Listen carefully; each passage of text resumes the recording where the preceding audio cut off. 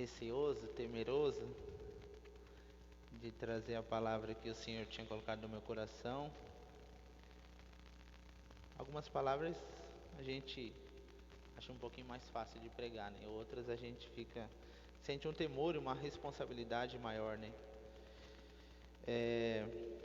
Quero que os irmãos abram as vossas Bíblias em Romanos, capítulo de número 3, e vamos ler alguns versículos aqui. Romanos, capítulo 3, e vamos ler a partir do 23 até o 28. Vamos falar um pouquinho acerca do Evangelho de Cristo. Queremos também saudar os irmãos que estão acompanhando via live, que o Senhor possa estar visitando e falando aos seus corações, que vocês possam estar atentos. Tenho certeza que o Espírito Santo tem algo a falar conosco, algo a nos ensinar. A palavra ela nunca vem à toa, né? Ela tem sempre um propósito, algo a se cumprir nos nossos corações. Nós precisamos estar sensível ao que o Senhor quer falar. Amém?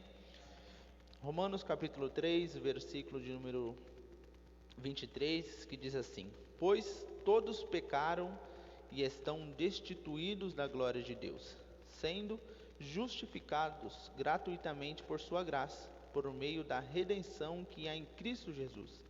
Deus o ofereceu como sacrifício para propiciação mediante a fé pelo seu sangue, demonstrando a sua justiça em sua tolerância. Havia deixado impunes os pecados anteriormente cometidos, mas no presente demonstrou a sua justiça, a fim de ser justo e justificador daquele que tem fé em Jesus. Onde está então o motivo de vanglória? É excluído. Baseado em que princípio? Não no da obediência à lei? Não, mas no princípio da fé. Pois sustentamos que o homem é justificado pela fé, independentemente da obediência à lei. Amém? Vamos orar um minutinho para que o Espírito Santo venha falar aos nossos corações, que somente a voz dele venha ser ouvida e que o nosso coração possa ser boa terra para receber aquilo que Deus tem para falar conosco. Espírito Santo, nós te louvamos por esta noite, por esta oportunidade, pela vida dos irmãos, Pai, essas pessoas que o Senhor preparou para estar recebendo a palavra, Pai, palavra que muda, palavra que traz salvação, que traz direcionamento, que nos exorta, mas também nos fortalece, Pai. Jesus, que o Teu Espírito venha ter liberdade conosco, Pai, que nesta noite somente a Tua voz e o Teu ensino possa ser ensinado aqui, somente a Tua voz venha ser escutada, Pai. Nós te louvamos por tudo, te louvamos por essa noite, Pai. Amém. Irmãos, posso se assentar? Os irmãos que estão em casa também, os que estavam em pé, podem se assentar. Bom, basicamente, iremos falar um pouquinho sobre o Evangelho de Cristo. E para a gente entender um pouquinho sobre o Evangelho, a gente tem que entender um pouco dos significados. Então, o Evangelho tem como significado o conjunto de ensinamentos de Jesus.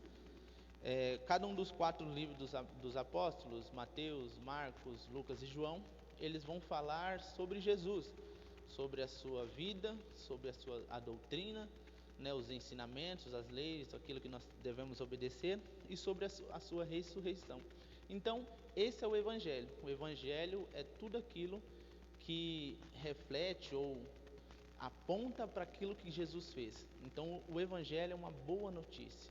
Então, nós precisamos entender o que é essas boas notícias. Por que uma boa notícia? O primeiro ponto que nós precisamos entender é: todos pecaram. Nós não somos melhores porque a gente está na igreja. Nós não somos melhores porque nosso casamento é bem sucedido. Não, todos nós pecamos, todos nós somos pecadores e estamos afastados da glória de Deus. Todos nós estamos em sujeira, vamos dizer assim, né? É como se nós estivéssemos doentes, como uma lepra, né? Que é aquelas doenças que deixa a pele suja, fedendo. E não adianta a gente pôr uma roupa limpa por cima, porque a princípio, quando você olhar de primeira, você vai falar, não, o cara está bem vestido. Mas daqui a pouco aquela doença que está na nossa pele vai começar a sujar aquela roupa, vai começar a manchar aquela roupa. Então isso somos nós. Não quero deixar bem claro que não é também para a gente ouvir que nós somos pecadores e nós começar a fazer de coitadinhos, né? Ah, eu sou pecador, eu sou assim mesmo, eu erro mesmo, a vida é assim mesmo. Não, é para a gente ver que nós não somos merecedores daquilo que Deus faz por nós. Nós não somos merecedores da ação de Deus. Nós não somos merecedores daquilo que Cristo fez por nós. Nós precisamos entender isso. Não é porque hoje nós estamos na igreja ou porque hoje eu estou pregando que eu sou melhor que alguém. A palavra é bem clara, todos pecaram. Tem uma tradução na nova tradução linguagem de hoje que fala um pouquinho diferente, que dá para a gente entender um pouquinho mais sobre o versículo 23, pois todos pecaram e estão destituídos da glória de Deus. Nessa outra linguagem diz, todos pecaram e estão afastados da presença gloriosa de Deus. Então tudo aquilo que está longe de Deus, ele perde o seu sentido, ele perde o sentido para qual ele nasceu. Nós vemos que quando o homem peca, o Senhor fala, onde você está? Porque ele já tinha se afastado da presença de Deus, ele já tinha perdido o foco, ele já tinha perdido o propósito pelo qual ele tinha sido criado. Então, partindo disso, Eclesiastes também vai falar que não há um justo sequer na terra, não há alguém que pratique o bem, e os versículos que a gente leu também falam um pouco disso. Se não fosse Cristo, não há ninguém de bom na terra. Às vezes nós ouvimos, cara, mas eu não faço mal para ninguém, né? Eu não preciso ir na igreja, eu sou uma pessoa boa, né? Eu não tenho culpa porque Adão pecou. Mas se nós formos ver, o problema não é a quantidade de pecado, o problema não é a forma do pecado, o problema é que nós estamos ferindo a santidade de um Deus santo. Aí você pode falar, mas eu não tenho culpa porque Adão pecou. Eu não pequei como Adão, mas basicamente Adão pecou uma vez, e essa uma vez fez com que ele foi expulso do jardim. Imagine nós, nessa nossa caminhada, quantos que a gente não pecou, quanto que a gente não errou. E não precisa nem ser muito profundo. Quantas vezes nós não mentimos? Quantas vezes nós não deixamos de fazer por egoísmo? Quantas vezes nós erramos e sentimos prazer naquilo? Poxa, me dei bem em algo. Fico feliz porque ainda bem que eu não sou aquela pessoa.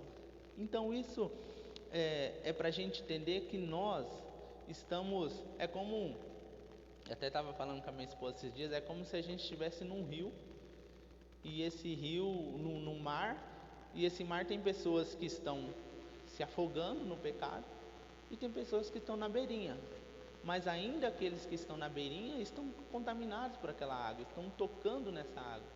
E nós, ainda que nós temos a nossa vida em Cristo, nós ainda estamos nos limpando, nós ainda estamos tentando sair dessa sujeira, né, que é o pecado. Então, o que a gente precisa entender aqui é o que é esse evangelho, o que Jesus ele fez por nós, qual é essa libertação, o quanto eu tenho acesso a esse perdão de Deus, o quanto Deus me perdoou, essas coisas que a gente precisa entender dentro disso, dentro desse entendimento de que em outro tempo, em outro momento nós éramos condenados.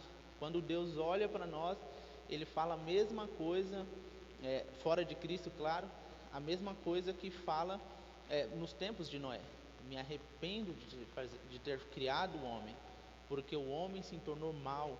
Ele busca os seus próprios prazeres, ele busca os seus próprios deleites. O coração do homem é obstinado ao mal. O coração do homem é propenso a fazer o mal. Nós vemos Paulo falando que o bem que ele quer fazer ele não faz, mas o mal quando vê já está fazendo. Então esse é o ser humano.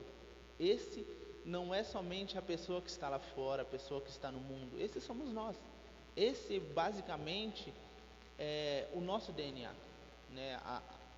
A nossa carne sempre vai ser mais propensa para este pecado, para o erro, para fugir do Senhor, para não fazer o que agrada a Deus. Isso é o que nós somos. Então, no outro tempo, nós éramos inimigos de Deus, por causa de Adão, por causa do pecado de um homem, como diz em Romanos. Quero ler em Romanos capítulo 5, versículo 12. Vamos ler também alguns versículos. Hoje, como um culto de ensino, nós vamos andar um pouquinho pela Bíblia, mas em Romanos aqui, para a gente, para vocês não falarem, nossa, o Lincoln está falando nisso. A gente já acompanhando na Bíblia. Romanos capítulo 5, versículo 12, que diz assim: portanto, da mesma forma como o pecado entrou no mundo por um homem, e pelo pecado a morte, assim também a morte veio a todos os homens, porque todos pecaram. Pois antes de ser dada a lei, o pecado já estava no mundo, mas o pecado não era levado em conta quando não existe lei. Todavia, a morte reinou desde o tempo de Adão até Moisés, mesmo sobre aqueles que não cometeram pecado semelhante à transgressão de Adão, o qual era o tipo daquele que haveria de vir. Entretanto, não há comparação entre a dádiva e a transgressão. De fato, muitos morreram por causa da transgressão de um só homem, mas a graça de Deus, isto é, a dádiva pela graça de um só, Jesus Cristo, transbordou ainda mais para muitos. Não se pode comparar a dádiva de Deus com a consequência do pecado de um só homem. Por um pecado veio o julgamento, que trouxe condenação, mas a dádiva decorreu de muitas transgressões e trouxe justificação. Se pela transgressão de um só homem reinou por meio dele, muito mais aqueles que receberam de Deus a imensa provisão da graça e a dádiva da justiça reinarão em vida por meio de um único homem, Jesus Cristo. Consequentemente, assim como um só transgressão resultou na condenação de todos os homens, assim também um só ato de justiça resultou na justificação que traz a vida a todos os homens. Logo, assim como por meio da desobediência de um só homem muitos foram feitos pecadores, assim também por meio da obediência de um único homem muitos serão feitos justos.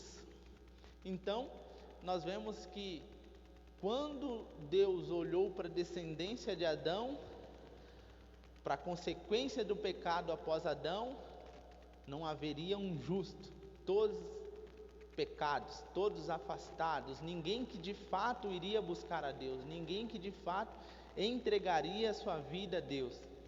Então, era necessário que alguém justo, que alguém perfeito, que alguém que obedecesse até o final, até a sua morte, até a sua ressurreição, para que todos aqueles que foram contaminados pelo pecado de um só, recebesse perdão pela obediência de um só. Então, o que nós vemos é que hoje, quando Deus olha para nós que estamos em Cristo, Ele não olha para a nossa lepra interna, para o nosso coração que propensa ao mal, no sentido de vou condenar ele. Quando Ele olha para nós que estamos em Cristo, Ele olha e vê Cristo em nós. Então toda a nossa condenação, toda a nossa inimizade, todo aquilo que nós faríamos, que estaríamos longe do Senhor, Deus olha e fala: Cristo pagou o preço por ele, e ele aceitou isso, e ele reconheceu, e por meio da fé ele está recebendo uma porta aberta, e por meio da fé ele está recebendo um relacionamento comigo. Talvez, se eu pegar uma chave aqui, o livro do Paul Washer fala que, do verdadeiro evangelho, ele fala que se ele chacoalhar uma chave, um bolinho de chave assim, pra gente na igreja, não vai fazer sentido nenhum. Talvez se ele balançar demais, você vai começar a ficar irritado, né? Nós está balançando essas chaves aí, vai começar a me irritar. Tá começando a me irritar. Mas ele fala isso, talvez para a gente isso não traga alegria, não traga prazer. Mas se nós estivéssemos fechados aqui, sem poder sair, sem poder ir no banheiro, sem poder ir comer, e aí todos estão fechados aqui, e o Paulinho chega lá com a chave chacoalhando, isso alegrará o nosso coração. Cara, eu vou conseguir sair deste lugar. Por mais que seja um lugar bonito, agora está cada vez mais chique, está ficando bonito. Isso, com o passar do tempo, vai deixar a gente com raiva, a gente irado, a gente desesperado, a gente quer sair. Mas quando a gente ouve esse barulho de chave, vai trazer uma alegria, cara, essa porta vai abrir. Nós vamos conseguir sair daqui. E quando nós olhamos para Cristo, trazendo essa alusão, já diria alguns pregadores, quando a gente transfere isso para o que Cristo fez, Cristo é essa chave balançando. Cristo não é só a chave, mas Ele é a porta. Então, se nós estamos num mar se afogando, Cristo é a boia que vai nos sustentar no meio daquele mar. Não só isso, mas Cristo é aquela pessoa que vai te esticar o braço e vai te tirar da água, do pecado, do erro. Então, resumindo, o que seria essa boa nova? O que seria essas boas notícias do Evangelho? O teu problema, o nosso problema, o seu pecado, independente de qual seja, tem solução em Cristo. Tem resposta, tem livramento, tem salvação, tem mudança de vida. A gente às vezes limita, né?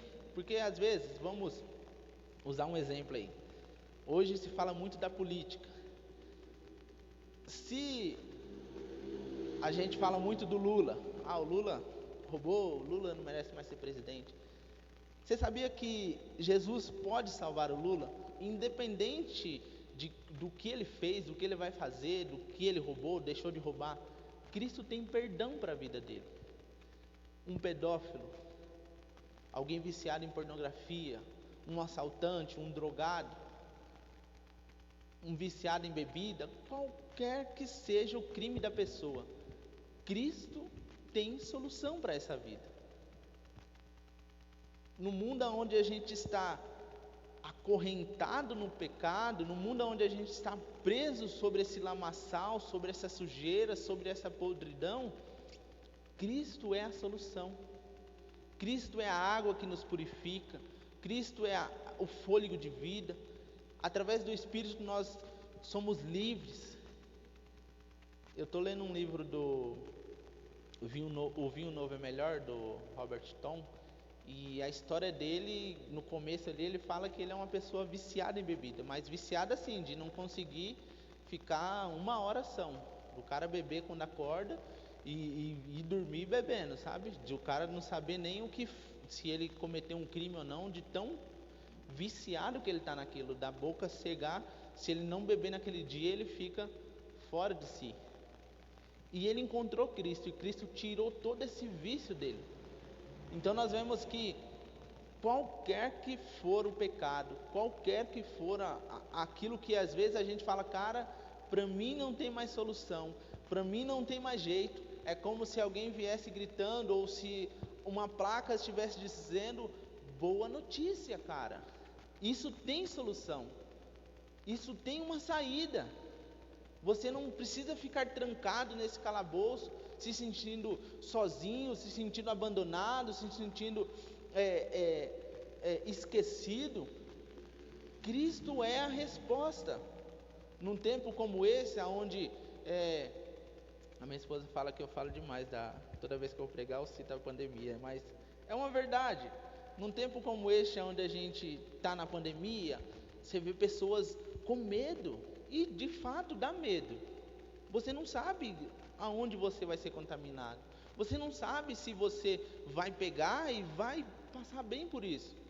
Mas dentro desse medo, dentro dessa incerteza, Cristo é a solução. Esse é o Evangelho. A palavra que o nosso irmão Maurício trouxe no domingo, cara, isso é o Evangelho. O Evangelho que é relacionamento.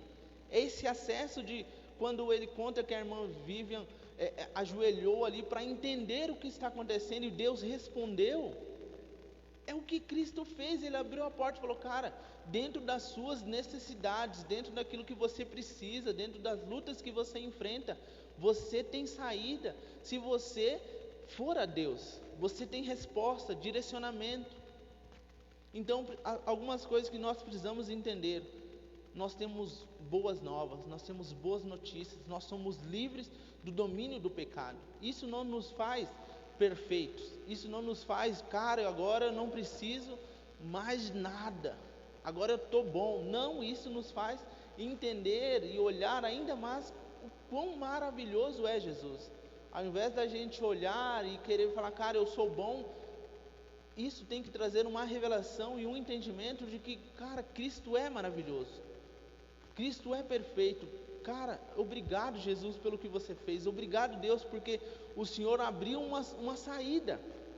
É como se você está num lugar pegando fogo e aquela luz verdezinha aparece e fala, saí daqui, e você conseguir correr para aquilo. Esse é Cristo. É um tempo onde a gente não teria para onde ir mais, e a gente vê Cristo uma saída. Não uma saída somente para me curar das minhas debilidades, dos meus sentimentos, da minha solidão ou das minhas feridas internas, mas é algo para nos livrar da ira de Deus, não propriamente do inferno, porque até o inferno é a ira de Deus. O inferno não é inferno por causa do demônio, o inferno é inferno por causa da ira de Deus. Então, nós precisamos entender o quão perdoado nós somos. Nós precisamos entender o quão perdoado nós somos.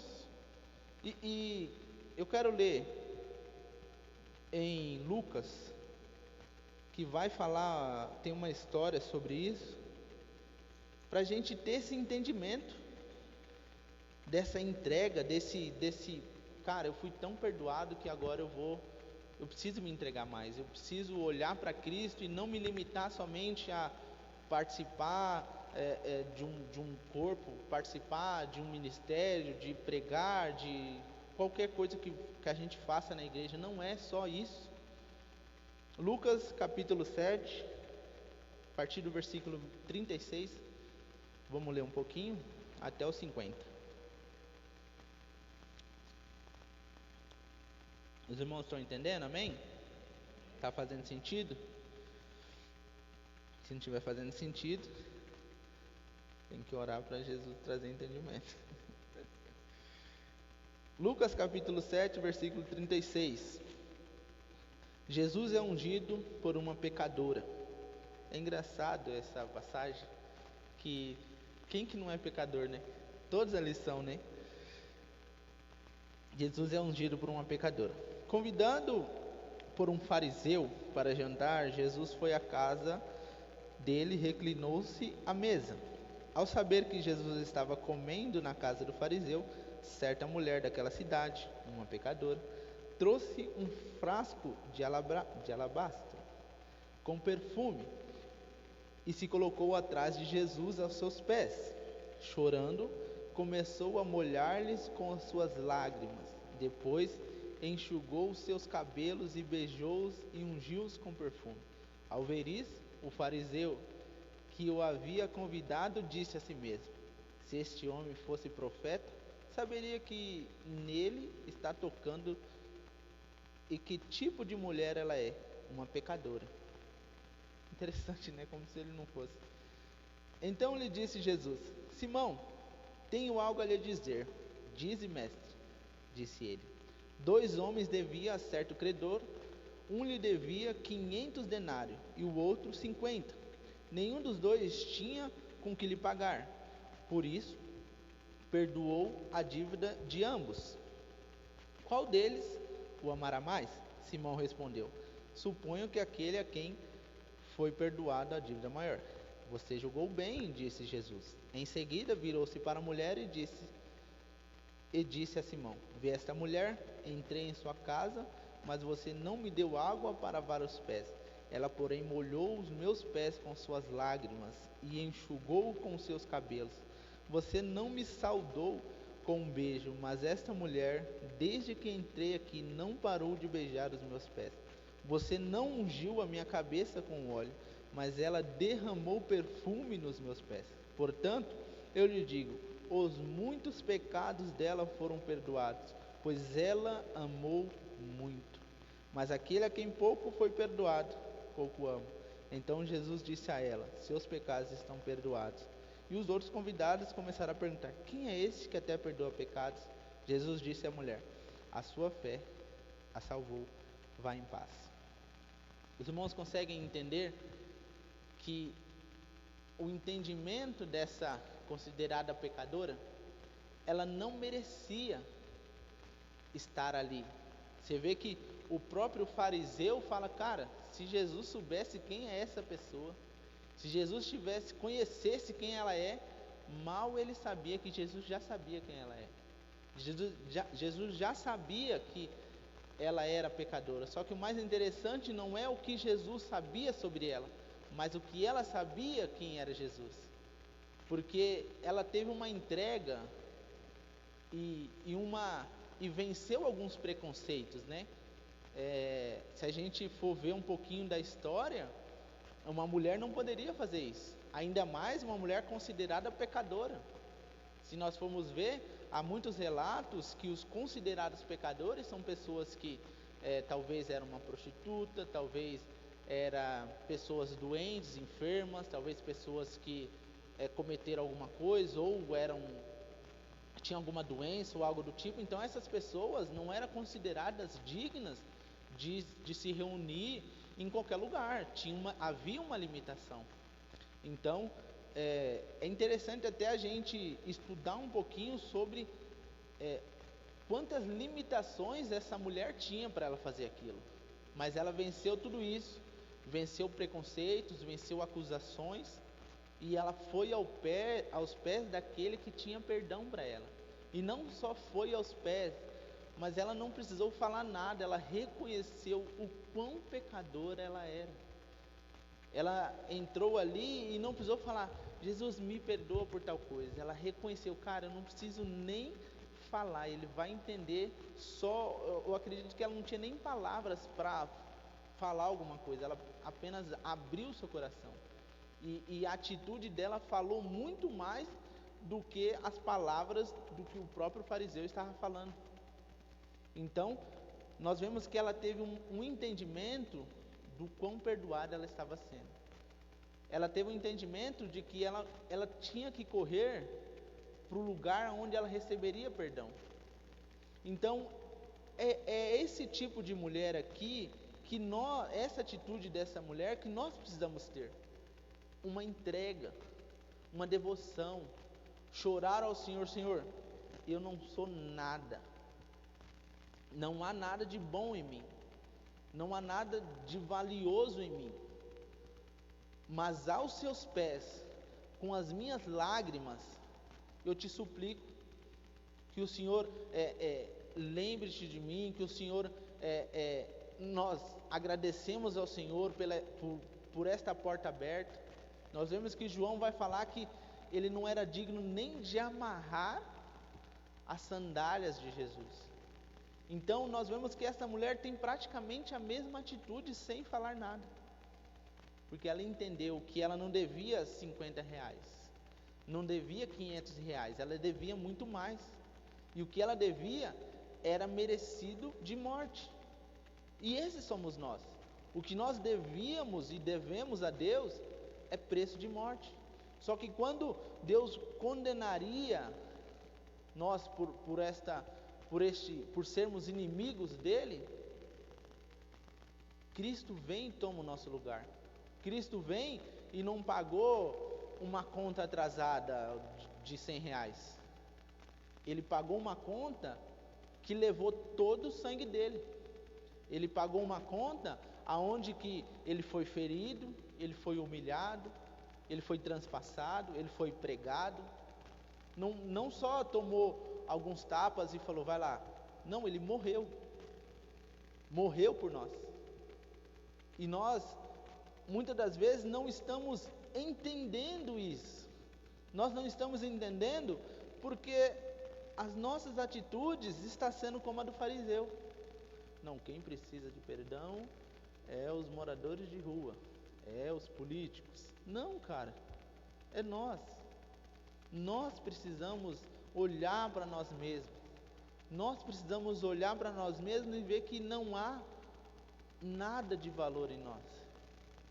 Mas ainda assim, sendo pessoas que não têm nada de valor, Deus ele se entregou por nós para que nós reconhecêssemos quão valioso foi esse sacrifício, quão profundo, quão impagável era a nossa dívida.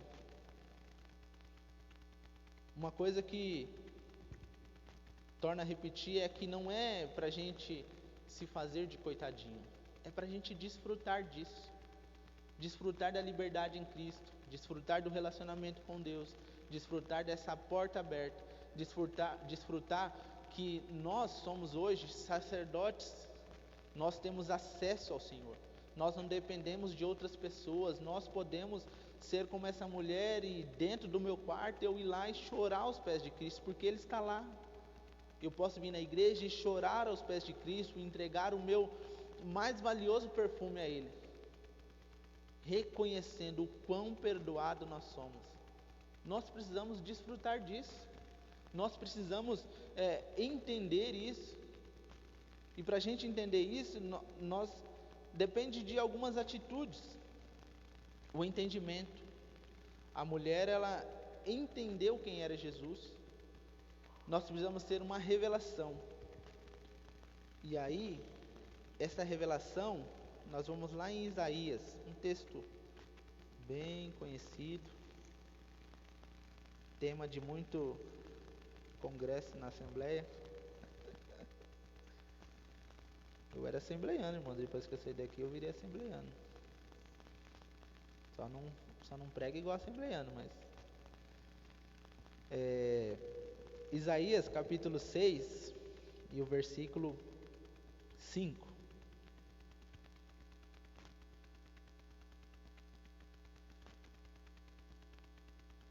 Vamos ler todos? Em vez dos 5, vamos ler a partir do... Vou ler a partir do 1º até o 7. Amém? A gente está com tempo, a gente pode ir pensando nas palavras. Amém? Todos acharam? Isaías capítulo 6, do 1 até o 7.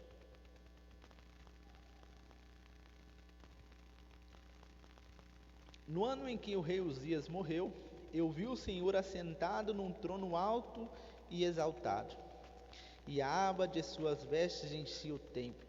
Acima deles estavam serafins, cada um deles tinha 6 asas, com 2 cobriam o rosto, com 2 cobriam os pés, e com 2 voavam, e proclamavam uns aos outros: Santo, Santo, Santo é o Senhor dos exércitos, a terra inteira está cheia da sua glória. Santo, Santo, Santo é o Senhor dos exércitos, a terra inteira está cheia da sua glória.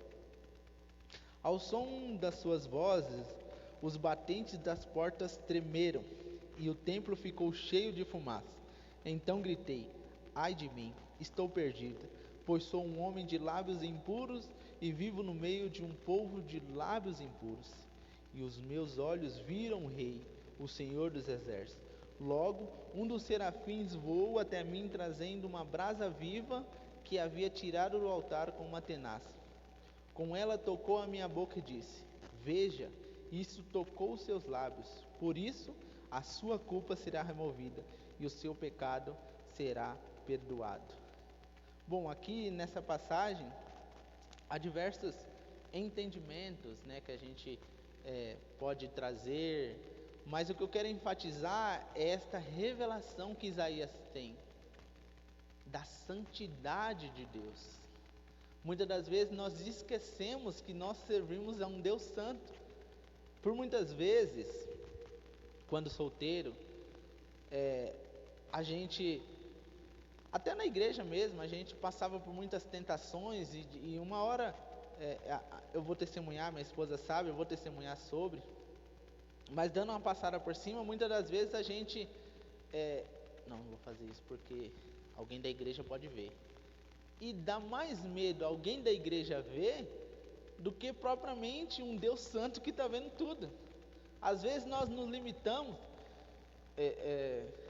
deixa eu tentar contar uma história sem expor ninguém. Há pessoas de longe, de outros lugares, em que se importa mais com uma posição ou uma atitude.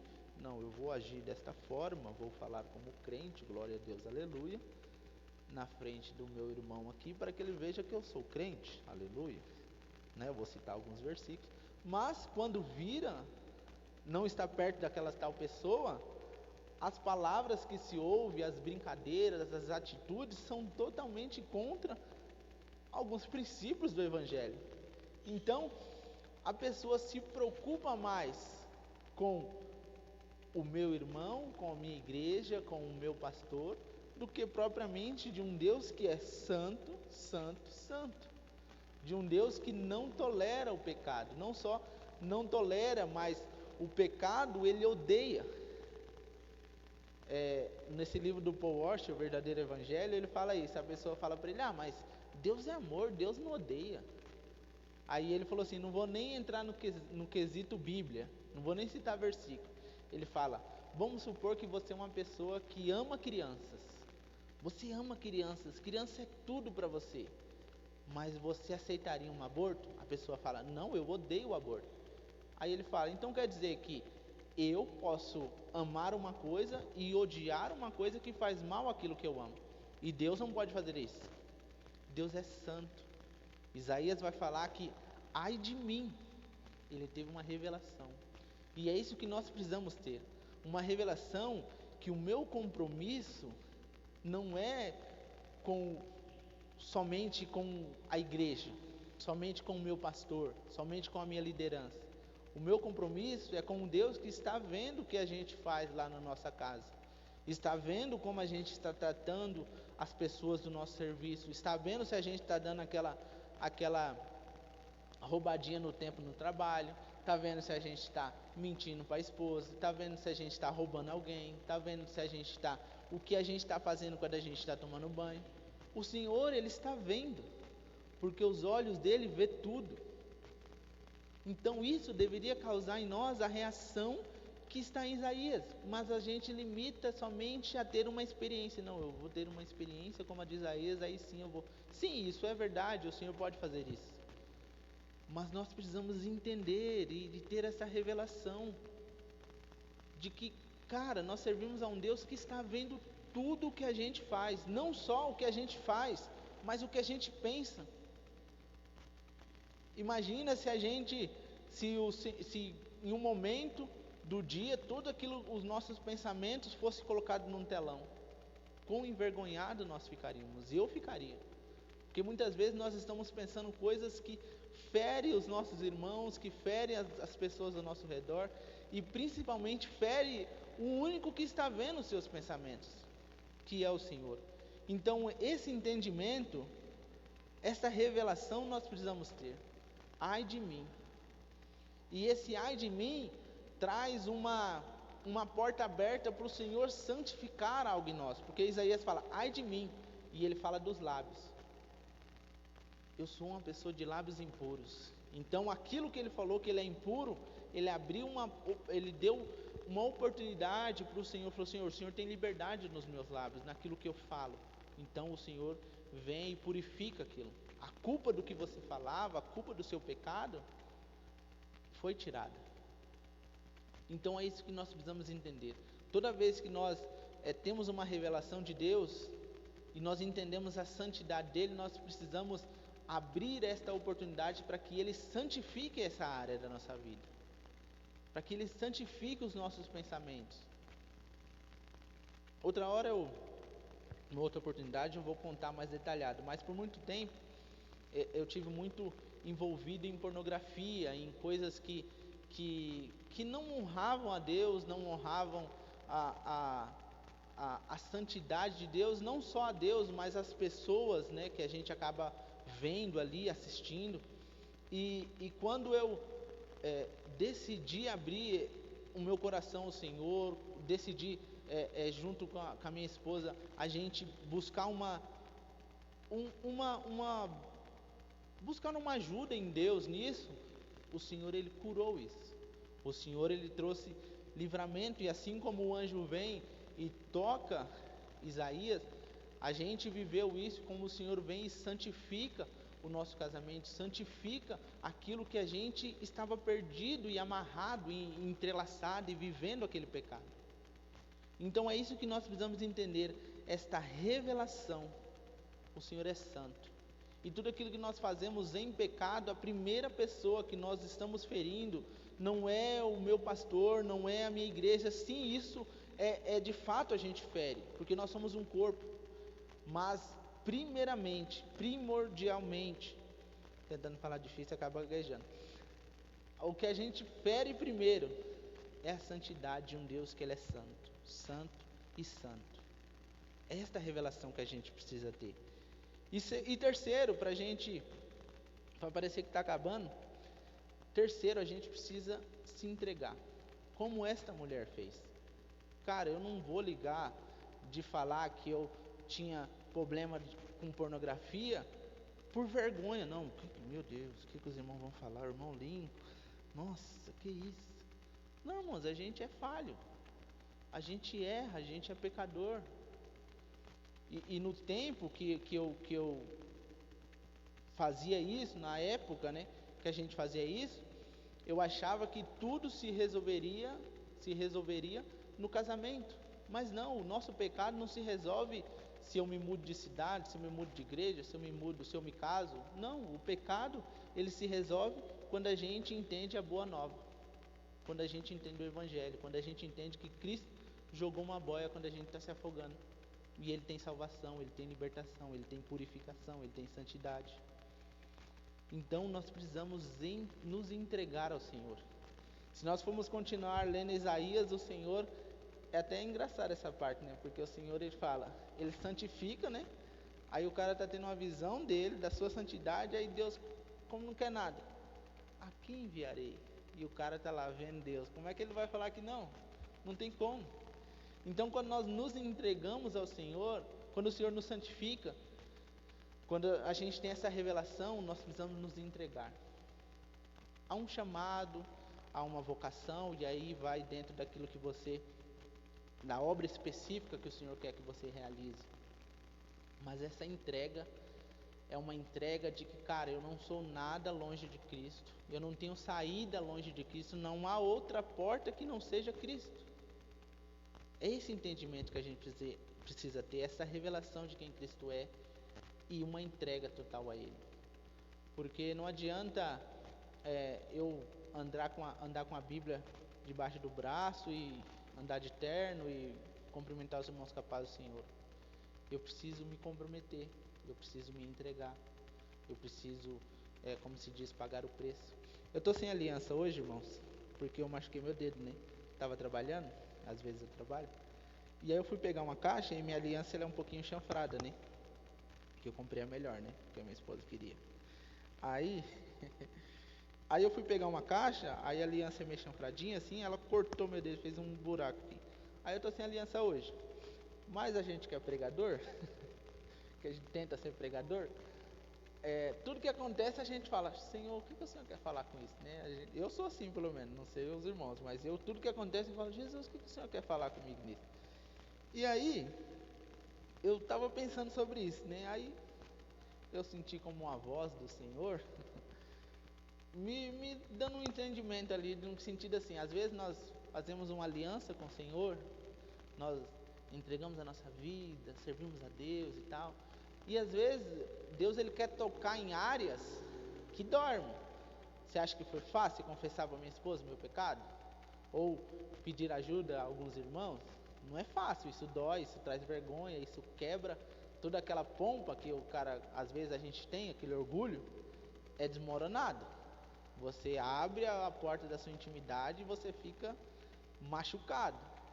E aí quando a aliança me machucou ali, eu até brinquei, o cara falou, ixi cara, e agora, você vai fazer? Eu falei, eu vou terminar meu casamento, eu não vou ficar usando uma aliança assim, machucando eu. Brinquei, né? Que eu não vou terminar meu casamento. Foi difícil conseguir, eu vou terminar agora. Oxi. Aí nunca mais casa, né? Aí machucou meu dedo, irmão, e eu não chorei, né? Eu segurei, só chorei em casa. Aí machucou meu dedo e aí o Senhor, como se o Senhor tivesse falando, não vou falar que foi o Senhor porque eu posso estar sendo espiritual demais. Mas aí começou a sangrar e tal, aquela dorzinha, aí eu cheguei em casa, passei álcool em gel ainda, que bobagem, né? Meu Deus. Aí doeu, cara, e eu fiquei pensando nisso, aí falei, cara, às vezes é isso. A gente está servindo ao Senhor, nós temos uma aliança, é um casamento. Né? Assim como eu não quero largar minha esposa, porque vai ser difícil, assim como eu não quero largar minha esposa, nós não podemos largar a Cristo. Porque, cara, doeu ali, porque eu estou passando por uma prova, por uma dificuldade. Eu não posso sair deste casamento. Eu tenho uma aliança e ainda que ela me machuque, eu preciso continuar. Porque não há outra saída além de Cristo. Não há outro casamento que vai trazer salvação, que vai me trazer paz, que vai me trazer uma libertação longe de Cristo. Talvez a gente queira facilidades no Evangelho, mas o Evangelho é pagar preço. O Evangelho é chorar e você clamar a Deus por uma saída, e muitas das vezes você ouvir um não de Deus. E é difícil você ouvir não de Deus, porque dói.